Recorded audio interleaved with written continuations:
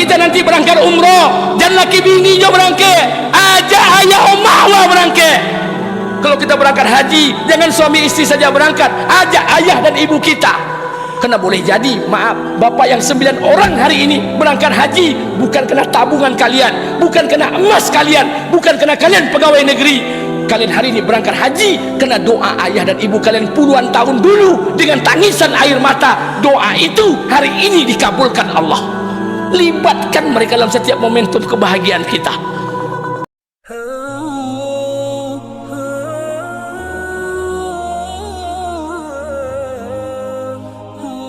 OWNS TV. Bismillahirrahmanirrahim. Assalamualaikum warahmatullahi wabarakatuh.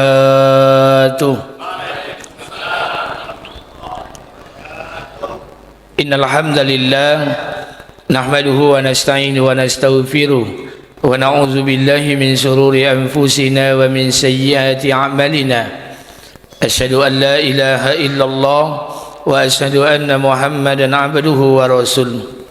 Faqala Allah Ta'ala fi kitabihil karim, a'udzu billahi samil alim minasyaitonir rajim, bismillahirrahmanirrahim. Ya ayyuhallazina amanu taqullaha haqqa tuqatih wa la tamutunna illa wa antum muslimun. Wa qala an-nabi sallallahu alaihi wasallam, an Utsman radhiyallahu anhu nabi sallallahu alaihi wasallam, khairukum man ta'allama al-Qur'ana wa 'allamahu. Shadaqallahul azim wa shadaqallahu ala nabiyil karim. Syukur kepada Allah, bersalawat kepada Rasulullah. Mudah-mudahan pada siang hari ini Allah senantiasa limpahkan rahmat dan keberkahan buat kita bersama. Amin. Masih di penghujung Syawal. Dengan ini saya mengucapkan minal aidin wal faizin, taqabbalallahu minna wa minkum siyamana wa siyamakum. Mohon maaf lahir dan batin. Semoga Allah Subhanahu wa taala walaupun tidak izinkan kita berjabat tangan, tidak saling berkunjung ke rumah, tidak saling bertatap wajah, semoga Allah berikan kekuatan kita untuk mengikhlaskan segala kesalahan yang terjadi di antara kita. Amin. Salawat beriring salam tidak lupa pula kita sampaikan pada junjungan alam Nabi besar Muhammad sallallahu alaihi wasallam. Allahumma shalli ala sayyidina wa nabiyyina wa habibina wa safiina wa zuhrina wa maulana Muhammad wa ala ali Muhammad. Yang saya hormati pengurus masjid beserta jajaran, alim ulama, cerdik pandai, tokoh masyarakat, bapak-bapak dan ibu-ibu, terkhusus para calon tamu Allah yang akan melaksanakan ibadah haji pada musim haji 1445 Hijriah. Berapa orang semuanya, Pak?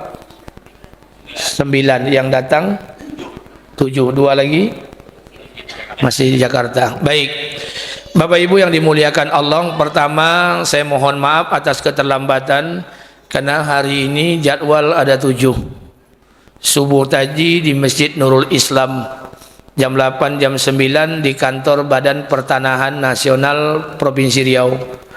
Kemudian dari sana kemari. Di sini tadi disampaikan jam 12 kita terakhir bermaaf-maafan. Saya mohon maaf, saya tak bisa. Jam 12 kurang seperempat harus ada di Masjid Darul Aman sebelum zuhur. Karena ada kajian zuhur di sana, sampai baru pulang nanti malam. Jadi oleh karena itu kita berbagi, mudah-mudahan waktu yang singkat ini ada ibrah buat kita bersama. Baik Bapak Ibu yang dimuliakan Allah, haji dan umroh ini adalah perkara yang suci, perjalanan ibadah yang suci. Karena haji dan umroh ini adalah perjalanan yang suci, Allah tidak ingin ada perkara-perkara yang kotor di dalamnya. Karena ini perjalanan yang suci, ibadah yang suci, dan Allah tidak ingin ada perkara-perkara yang tidak suci yang berada di sekitarnya. Maka oleh karena itu, apa persiapan saya ingin sampaikan buat kita bersama. Yang pertama terkhusus buat yang akan berangkat menjadi calon tamu Allah. Yang kedua terkhusus buat kita yang belum diberangkatkan oleh Allah, artinya waiting list, daftar tunggu. Kita berdoa kepada Allah, semoga Allah hantarkan kita. Amin.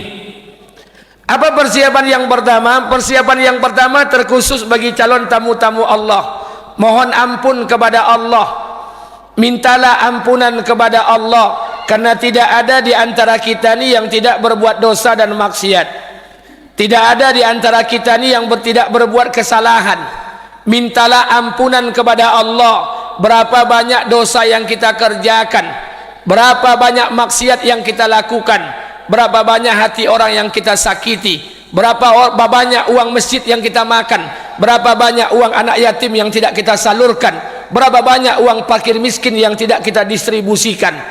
Berulang-ulang kali saya sampaikan, apalagi kita yang bekerja di birokrasi, dosa yang kita kerjakan ini bukan hanya level masyarakat, tapi juga level birokrat, aparatur sipil negara, ASN, orang yang diberikan amanah jabatan oleh Allah, diberikan kekuasaan oleh Allah. Kalau mau kita jujur hari ini, maaf, berapa banyak SPPD fiktif yang kita tanda tangani tanpa perasaan takut kepada Allah.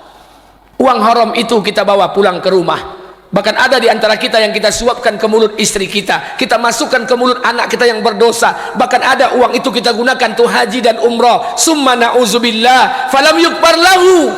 Kalian tidak akan diampuni oleh Allah kalau tidak minta ampunan kepada Allah. Maka minta ampunan kepada Allah, karena kita ni baru calon-calon tamu Allah. Karena banyak yang menjadi calon tamu Allah tapi juga belum diberangkatkan oleh Allah Subhanahu wa taala. Sudah calon tamu Allah, sudah acara pelepasan, tapi ketika berangkat musibah datang kepadanya, Allah tunda keberangkatannya. Maka minta ampun kepada Allah. Mohon agar Allah mengampuni setiap dosa dan maksiat yang kita kerjakan. Taubat ini punya rukun. Rukun taubat itu cuma dua. Yang pertama menyesal, yang kedua tidak akan pernah mengulanginya kembali. Yang pertama menyesal, yang kedua tidak akan mengulanginya kembali. Dan ini juga disampaikan Nabi Musa alaihissalam, kalamullah, Nabi yang bisa berbicara dengan Allah. Ketika itu Nabi Musa alaihissalam mengumpulkan seluruh Bani Israel. Ketika itu Nabi Musa diberikan ujian oleh Allah, kemarau yang sangat panjang, sehingga kekeringan yang melanda pada Nabi Musa dan Bani Israel menyebabkan hewan ternaknya kehausan mati, menyebabkan tanaman-tanaman layu. Maka Nabi Musa mengumpulkan Bani Israel untuk melaksanakan istisqa, salat minta hujan. Maka ketika Nabi Musa mengangkat tangan kepada Allah, kalamullah, meminta agar Allah menurunkan air hujan, diutus malaikat Jibril. Apa kata Jibril alaihissalam? Wahai Musa, sesungguhnya Allah tidak turunkan hujan ke atas kalian. Allah menolak doa engkau wahai Musa. Apa kata Allah? Apa kata Nabi Musa alaihissalam? Wahai Allah, kenapa engkau tidak turunkan hujan kepada kami? Kemarau yang sangat panjang ini membuat hewan ternak kami mati, membuat tanaman-tanaman kami ini layu. Apa kata Allah? Wahai Musa, ada salah satu di antara hambamu, umatmu Bani Israel, yang berbuat dosa dan maksiat sampai hari ini dia belum bertaubat kepadaku. Maka Nabi Musa berkata, wahai kaumku Bani Israel, yang dahulu kalian pernah berbuat dosa, yang dahulu kalian pernah berbuat kesalahan, mintalah ampunan kepada Allah, akuilah di hadapan Allah. Tak satu pun di antara Bani Israel yang mau mengakui dosa-dosa mereka. Nabi Musa pun mengangkat tangan untuk yang kedua kalinya, memohon agar Allah turunkan hujan ke atas mereka. Tapi sama, Allah tidak turunkan hujan ke atas Bani Israel. Kata Musa, wahai Allah, kenapa engkau tidak turunkan hujan? Kata Allah, wahai Musa, ada dari kalangan umatmu Bani Israel yang senantiasa berbuat dosa dan maksiat, sampai hari ini dia belum mau bertaubat kepadaku. Maka disampaikan lagi oleh Musa alaihissalam, wahai kaumku Bani Israel, kalau kalian berbuat dosa dan maksiat, akuilah dosa dan maksiat itu di hadapan Allah. Mintalah ampunan agar Allah mengampuni dosa-dosa kalian. Maka tak satu pun di antara Bani Israel yang mau mengakui dosa-dosa itu. Tak kala Nabi Musa mengangkat tangan untuk yang ketiga kalinya, sebelum Nabi Musa memohon kepada Allah, Allah telah turunkan hujan yang lebat ke atas mereka. Apa kata Musa? Wahai Allah, aku belum melihat di antara kaumku yang berbuat dosa, aku belum melihat di antara kaumku yang bermaksiat, aku belum melihat di antara kaumku yang sudah bertaubat. Tapi kenapa engkau telah turunkan hujan ke atas mereka? Apa kata Allah? Wahai Musa, Aku telah melihat hati hambaku dari kalangan Bani Israel. Air matanya telah menetes, hatinya telah gelisah, dan dia telah mengakui semua dosa-dosa itu di hadapanku. Maka ketika itu, kata Allah, aku rubah keputusanku, aku turunkan hujan ke atas mereka. Apa kata Musa? Wahai Allah, tunjukkan kepadaku siapa kaumku yang berdosa itu, siapa kaumku yang bermaksiat itu, siapa kaumku yang sudah bertaubat itu. Apa kata Allah? Wahai Musa, puluhan tahun kaummu berbuat dosa, puluhan tahun kaummu bermaksiat, aku tutup aibnya. Hari ini dia bertaubat kepadaku, tidak akan mungkin ku ceritakan aibnya di hadapan engkau. Taubat tidak ada urusan dengan atasan, taubat tidak ada urusan dengan pimpinan, taubat urusan kita dengan Allah. Minta agar Allah mengampuni dosa-dosa kita. Karena nanti Allah Subhanahu wa taala kalau tidak mengampuni dosa kita, bermacam-macam cara Allah ingin menyelesaikan seluruh persoalan dosa-dosa dan maksiat yang kita lakukan. Makanya minta pada Allah, kepada kita yang akan berangkat calon haji yang akan berangkat tahun ini, minta ampun kepada Allah agar Allah mengampuni dosa kita. Menangis kepada Allah, pikirkan, bayangkan semua dosa dan maksiat yang kita kerjakan. Untuk yang berangkat, untuk yang belum berangkat, minta juga ampunan kepada Allah. Kenapa minta ampunan? Kita punya uang, kita punya jabatan, kita kerja, emas banyak, tanah banyak, aset banyak, tapi sampai hari ini belum bisa diberangkatkan oleh Allah. Jangan-jangan ada dosa dan maksiat yang kita buat yang menjadi penghalang Allah tidak izinkan kita ke Mekah Al-Mukarramah. Minta ampun kepada Allah. Uang sudah ada, setiap berangkat ada jo alasan, setiap berangkat ada saja halangan. Hati-hati, jangan-jangan dosa dan maksiat yang kita kerjakan menjadi penghalang sehingga Allah tak izinkan kita untuk mengunjungi rumah Allah Makkah Al-Mukarramah dan makam Nabi Madinatul Munawwarah. Minta ampun kepada Allah, pasang niat sungguh-sungguh, minta ampun kepada Allah. Semoga Allah berangkatkan. Bapak Ibu yang ingin berangkat reguler silahkan. Di Pekanbaru lebih kurang sekitar perkiraan 20 sampai 26 tahun. Secara syariat daftarkan saja. Persoalan nanti umur sampai atau tidak bukan urusan kita. Saya sudah mendaftar ibadah haji bersama istri saya. Alhamdulillah, walaupun berangkat agak lama, diperkirakan 2041 atau 2042. Kalau 2042 berarti lebih kurang kini 2024 berarti 18 tahun. Umur ambo kini 43 tahun ditambah 8 boleh tahun diperkirakan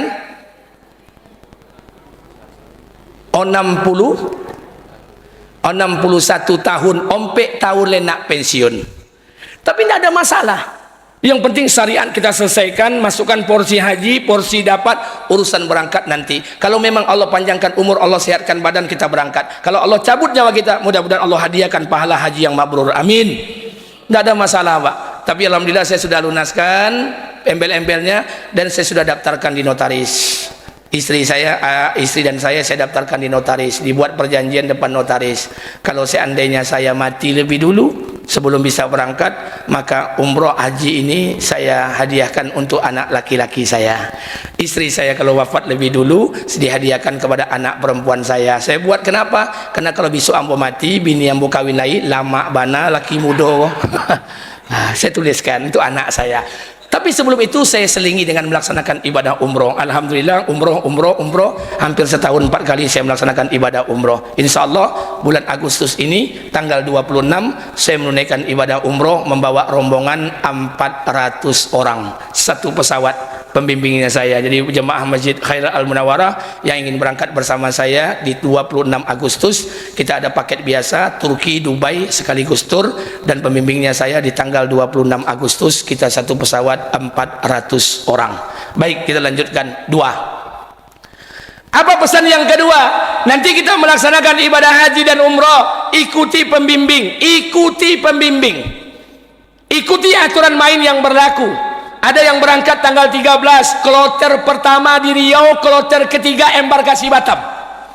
Ada yang berangkat sesudahnya dan sebagainya. Ada yang turun di Madinah, ada turun yang di Mekah. Maaf, berulang-ulang kali saya sampaikan, melaksanakan ibadah haji dan umroh, sampai nanti kita melaksanakan tawaf ifadah, sampai nanti kita sa'i di Safa dan Marwah. Saya ingin sampaikan buat kita bersama, kalau kita bicara haji, kita bicara Nabi Ibrahim, kita bicara korban, kita bicara Ibrahim. Karena Ibrahim Nabi yang namanya disandingkan kepada Rasulullah, yang salawatnya ditumpangkan kepada salawat Nabi. Tidak ada Nabi yang salawatnya ditumpangkan kepada Rasulullah kecuali Ibrahim alaihissalam. Asyhadu an la ilaha illallah wa asyhadu anna Muhammad Rasulullah. Allahumma salli ala Sayyidina Muhammad wa ala ali Muhammad kama sallaita ala Ibrahim wa ala ali Ibrahim. Ada apa dengan Ibrahim alaihissalam? Makanya mohon maaf Bapak Ibu yang dimuliakan Allah, Ibrahim menjadi Nabi yang terkenal di semua lintas agama. Saya sampaikan buat kita bersama, Ibrahim nasabnya tersambung kepada Nabi Adam alaihissalam.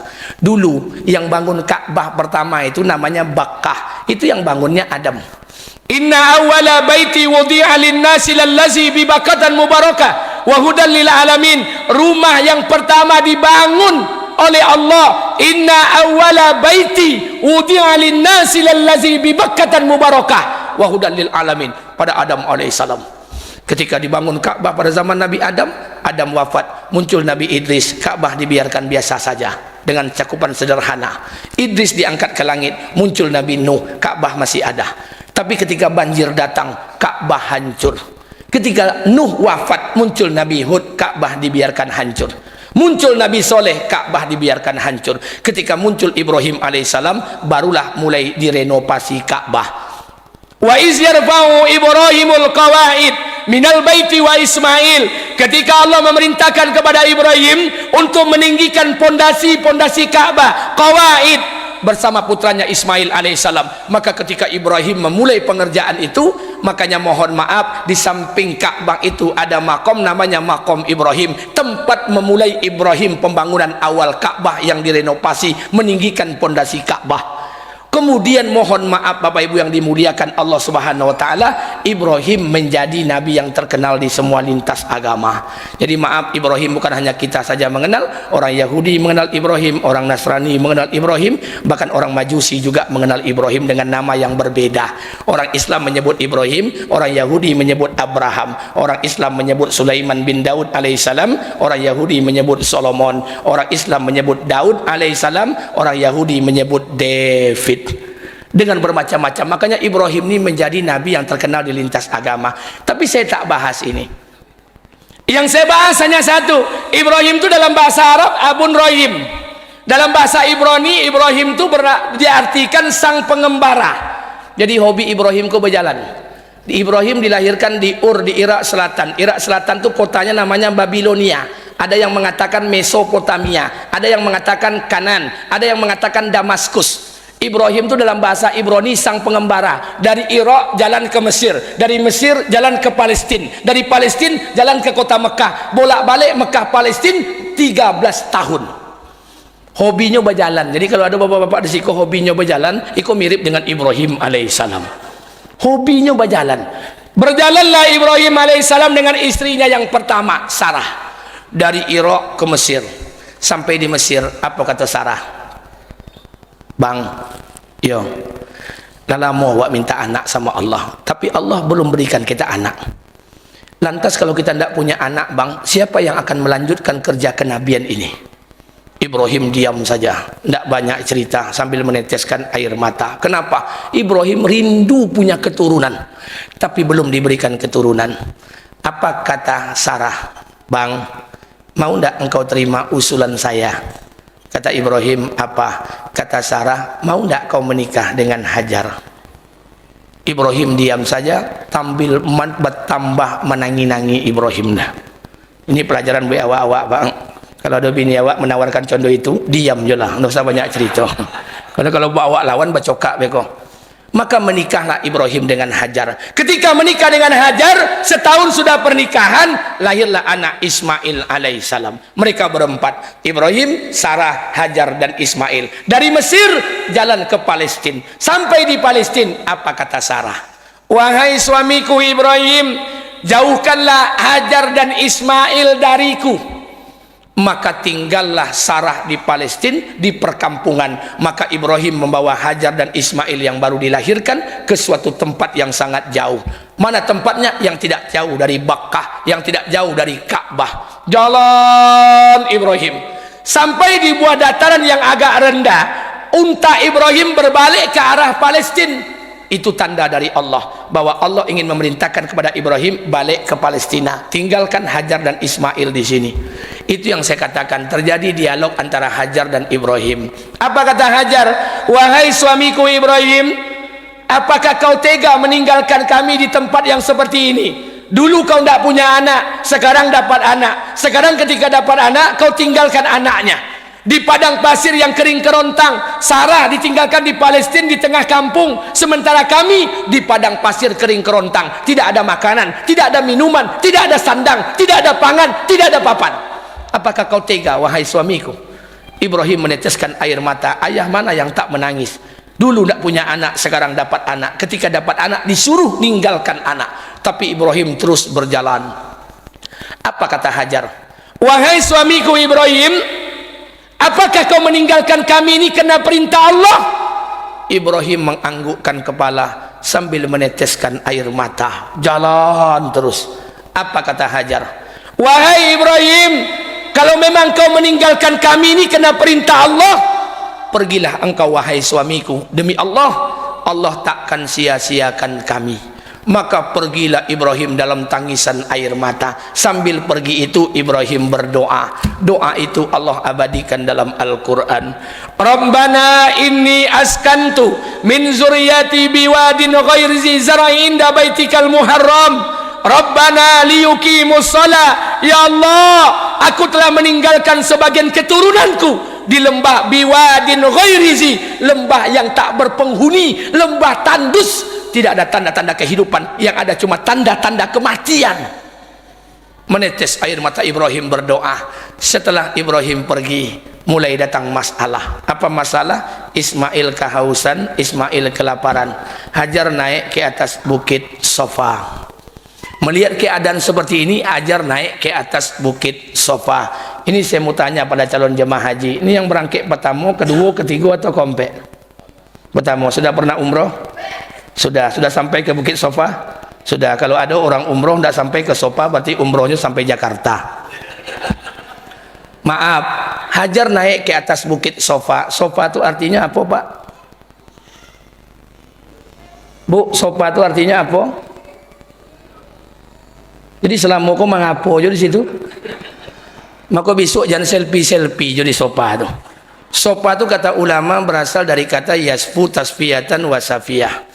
Bapak ibu ambil madu, ambil minyak makan, disaring minyak makan itu, alat penyaring itu namanya tasfiyah.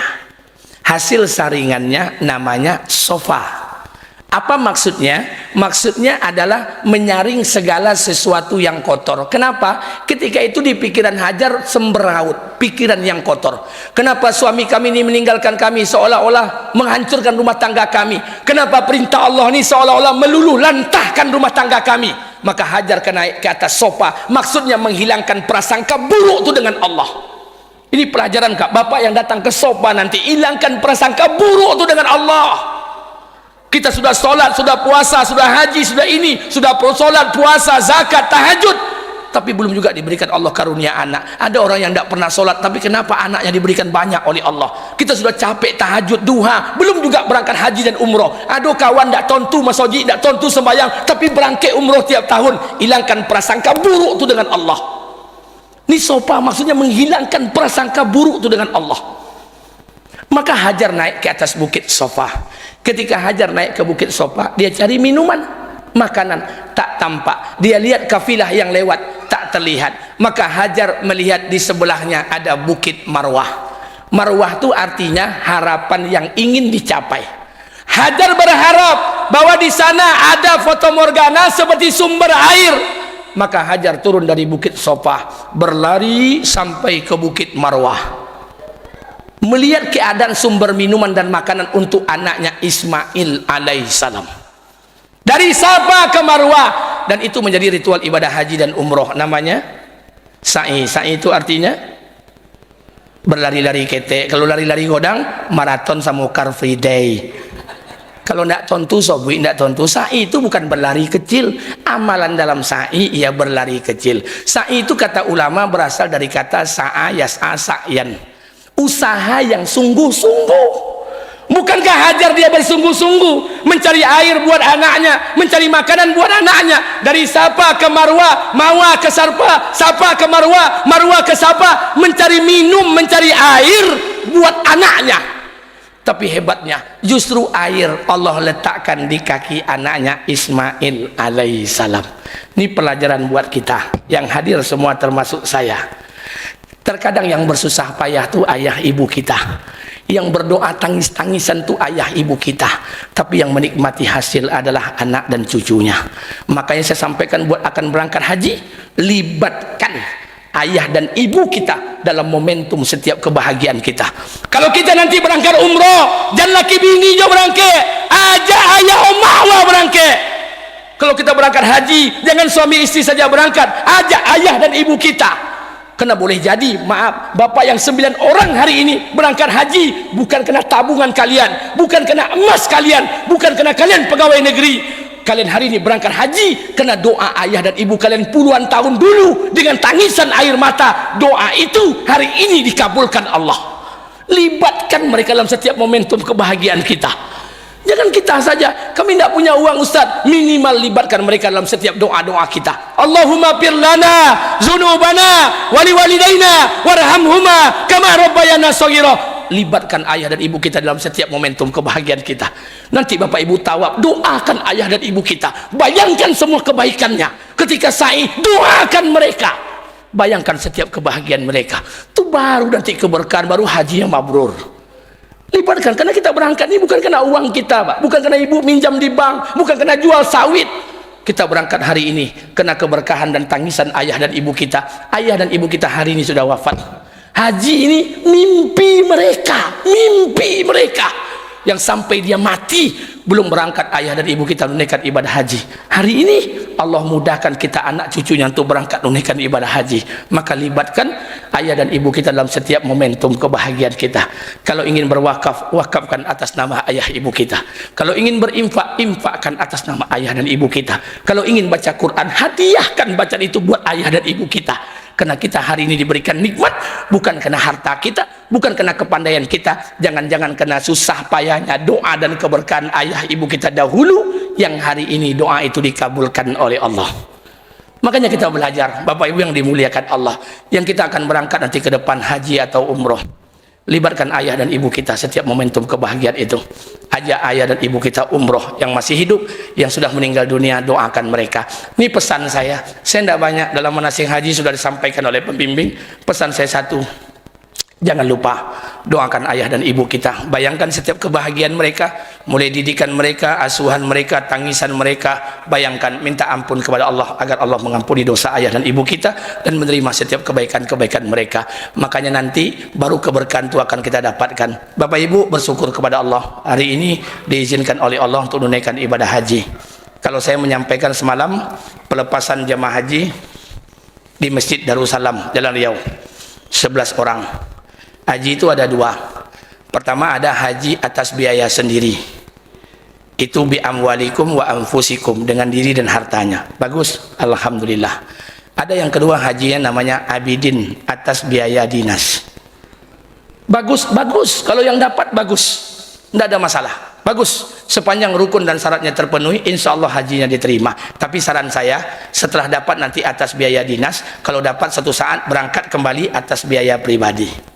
Kenapa? Berbeda kesannya haji atas biaya dinas dengan haji atas biaya pribadi, itu beda. Kalau haji atas biaya dinas itu sama seperti awak makai oto mintuo. Oto mintuo kalau bapak pakai nampak lubang, bantak aja lubang lainnya. Oto mintuo. Tapi kalau haji atas biaya sendiri dari keringat kita, jangankan lubang, somui aja lewat barem moto itu. Jadi makanya mohon maaf, jangan salahkan jemaah Indonesia itu terkadang banyak sembahyang di hotel mereka. Kenapa? Jangan-jangan hatinya haji atas biaya dinas.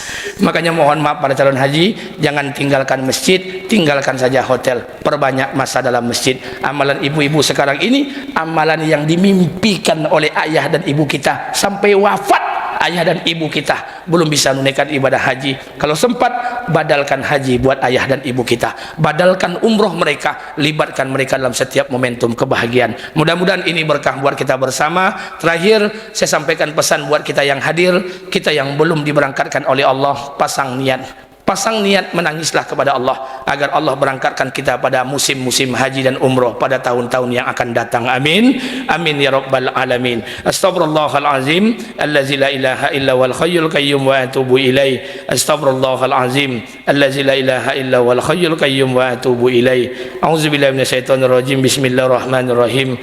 Alhamdulillahirabbil alamin. Wassalatu wassalamu ala asrofil anbiya'il mursalin wa ala alihi washabihi rasulillahi ajmain. Allahumma lana zunubana wa liwalidayna warhamhuma kama rabbayana shaghira wa li jamil muslimina wal muslimat wal mu'minina wal mu'minat al ahya'i minhu wal amwat innaka samiul qaribul mujibud da'wat. Amin ya Allah ya qadiyal hajat. Rabbana zalamna anfusana wa illam taghfir lana wa tarhamna lanakunanna minal khasirin. Allahumma hdina siratal mustaqim. Allahumma hdina siratal mustaqim. Allahumma hdina siratal mustaqim. Siratal ladzina an'amta 'alaihim minan nabiyyin wasiddiqin wasuhada'i wasolihin. Ya Allah ya Rahman, ampunilah dosa kami ya Allah. Dosa yang dilangkahkan oleh kedua kaki kami, dosa yang digerakkan oleh kedua tangan kami, dosa yang dilihat oleh kedua mata kami, dosa yang terlintas di pikiran kami, dosa yang didengar oleh kedua telinga kami ya Allah. Ya Allah, ampuni juga dosa seorang wanita yang telah kami tumpangi rahimnya 9 bulan 10 hari ya Allah. Ampunilah dosa seorang wanita yang tak bisa tidur pulas demi menidurkan kami ya Allah. Ampunilah dosa seorang wanita yang tidak bisa makan kenyang demi mengenyangkan kami ya Allah. Wanita itu adalah ibu kandung kami ya Allah. Ampuni dosa ibu kandung kami ya Allah. Ya Allah, ampuni juga dosa ayah kandung kami ya Allah, yang siang malam mencari nafkah buat kami, tidak tahu panas, tidak tahu hujan, tidak tahu siang, tidak tahu malam ya Allah. Terkadang ayah dan ibu kami tidak pulang-pulang hanya mencari nafkah buat kami ya Allah. Ya Allah, ayah kami bukanlah seorang ulama, ayah kami bukanlah tamatan pondok pesantren, ayah kami bukanlah seorang ustadz ya Allah. Ayah kami orang awam, ayah kami orang bodoh, ayah kami tidak tahu mana yang halal, mana yang haram. Ayah kami tidak tahu mana yang hak, mana yang batil ya Allah. Ayah kami tidak tahu mana yang baik, mana yang buruk. Ayah kami terus bekerja, asalkan kami bisa makan, asalkan kami bisa sekolah, asalkan kami bisa sarjana, sampai kami bisa bekerja dan berumah tangga ya Allah. Ya Allah, telah hitam punggung ayah kami ya Allah. Sekiranya ayah kami berbuat dosa, gugurkan semua dosa-dosanya ya Allah. Ya Allah ya Rahman ya Rahim ya Mujibas Sa'ilin.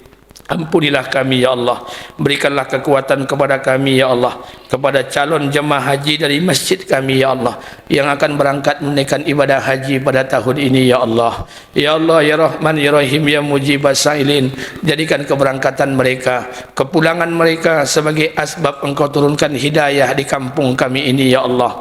Ya Allah ya Rahman ya Rahim ya Mujibas Sa'ilin. Ya Allah, hari ini kami berangkat haji bukan karena uang kami ya Allah. Hari ini kami berangkat haji bukan karena harta kami ya Allah. Hari ini kami berangkat haji bukan karena tabungan kami ya Allah. Hari ini kami berangkat haji jangan-jangan karena keberkahan doa ayah dan ibu kami yang dahulu mereka berdoa ya Allah. Hari ini doa itu Engkau kabulkan kepada kami anak cucunya ya Allah. Ya Allah ya Rahman ya Rahim ya Mujibas Sa'ilin.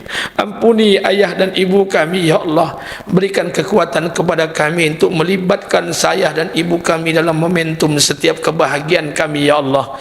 Ya Allah ya Rahman ya Rahim ya Mujibas Sa'ilin.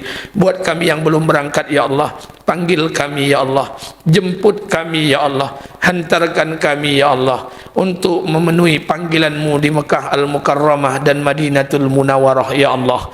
Ya Allah, kami mengaku mencintai Nabi, kami mengaku berselawat kepada Nabi, kami mengaku mengamalkan sunnah Nabi, tapi dalam hati kami sedikit pun tidak terdetik hati kami ingin menziarahi makam Nabi kami ya Allah. Sungguhlah cinta kami yang banyak kedustaan di dalamnya ya Allah.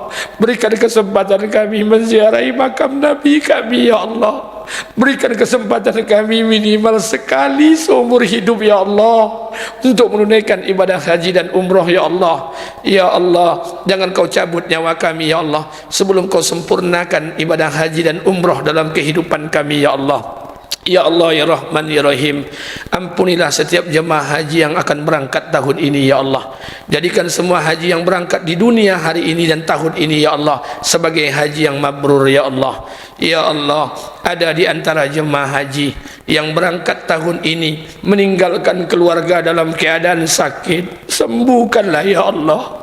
Ada di antara jemaah haji yang berangkat tahun ini yang meninggalkan keluarga dalam keadaan bermasalah, tolonglah ya Allah. Ada jemaah haji yang berangkat tahun ini meninggalkan keluarga dalam kesulitan, tolonglah dan selesaikan kesulitannya ya Allah.